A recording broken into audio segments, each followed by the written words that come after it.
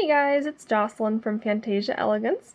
As I'm sure we all know, St. Patrick's Day is just around the corner here, and I thought in honor of that I would do a video showing you how to make some appropriately Irish earrings. So we'll be doing this cute little shamrock design today. And these don't have to be earrings. The design I'll be showing you can actually be used really as a component in anything, necklace, bracelets, whatever you want to do. So let's jump in. We'll see what tools and materials you need to make these guys. As far as tools go, you need your standard set, 2 pairs of chain nose, 1 pair of round nose pliers, and your flush cutters. And it's also fairly simple in terms of wire. You're only going to need one kind. It's going to be 20 gauge round dead soft wire. I will be using silver filled from riogrande.com. And of course you'll want a ruler to measure out your wire, just like so. And as far as the length of wire you want, I'm going to be working with a piece that's 5.5 inches long, 5.5 inches, which is just about a little over 14 centimeters.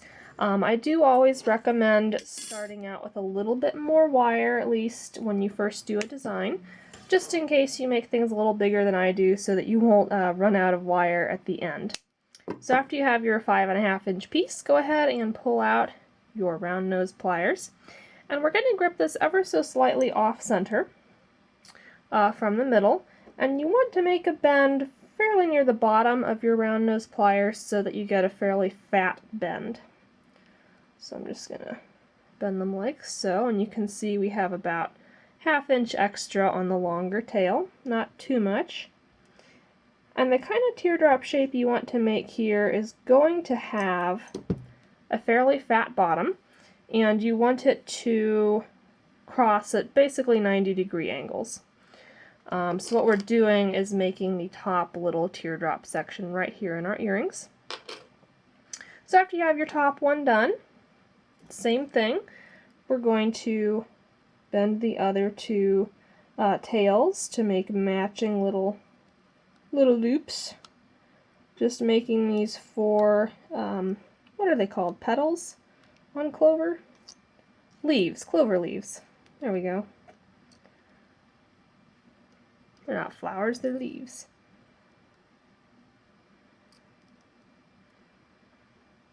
There we go. And you do want to make sure these all match in size. I think I made my first one a little bit too big, so I'm just going to bend him down a little more, do a little bit of tweaking, make sure they all match nicely.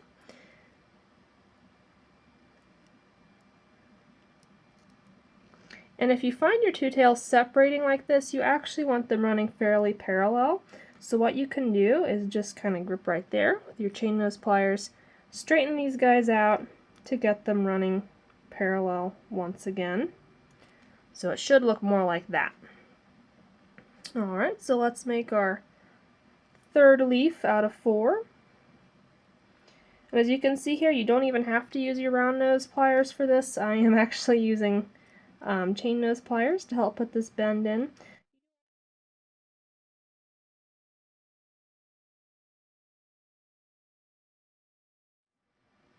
You want to be careful if you do that because you can leave little nicks in there.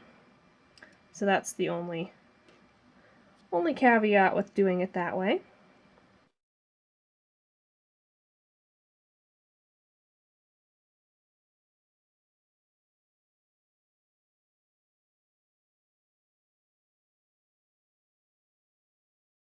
Now for our last and bottommost leaf, you want to use your shorter tail to make that one.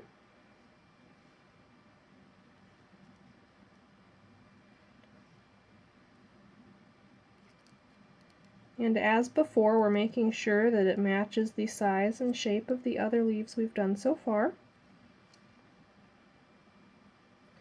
There we go. So you should have something that looks roughly like this, with a short little bit coming out top and then this longer tail coming out of the bottom.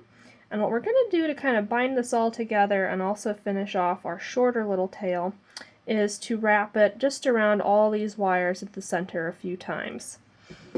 And that'll also give us our pretty little center, as you can see here. So to do that, I want this kind of going straight. I want the tail going straight up in the middle of the top leaf. So I'm just going to grip right at where it meets all the center parts And I'm going to bend it so it's going straight up right in the center, just like that. And then once again, gripping at the center part where it meets everything in the center, I'm going to pull out my second pair of chain nose pliers, and we just want to bend that tail down through the top leaf, and we're going to just wrap it around here. So I'm taking it around the back like so, and I'm going to give this guy a good little squeeze, and you can see here now it's, sorry we're not focusing great today, you can see here now it's coming out that end, so I'm just going to grab him, keep tugging, keep squeezing to get it all nice and tight.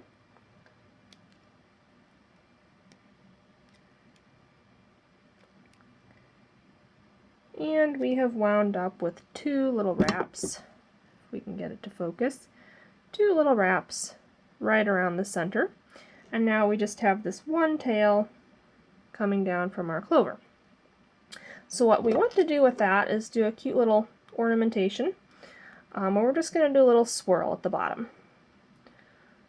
So we're going to curve this towards the center line, just like that.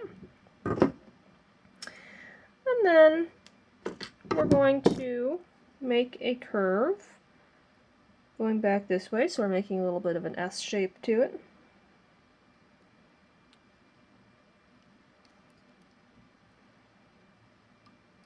And I have enough of a tail left here. I'm curling it this way. If you have a shorter tail left, you can just take your round nose pliers, grip the end, and do a spiral that way.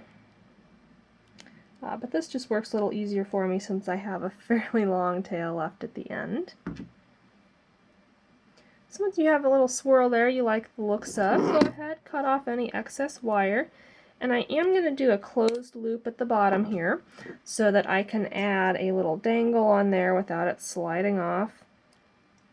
Or, you know, if you wanted to connect a bunch of these components and make a necklace or bracelet, that would also allow you to put a little jump ring right here.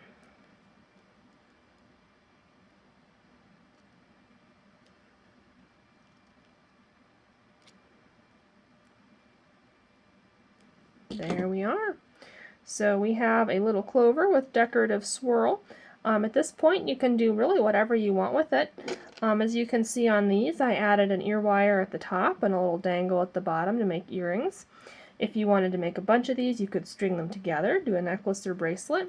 One cute thing, if you wanted to make 3 of these actually, do a little different style of necklace, you can envision it, just pretend these ear wires aren't here.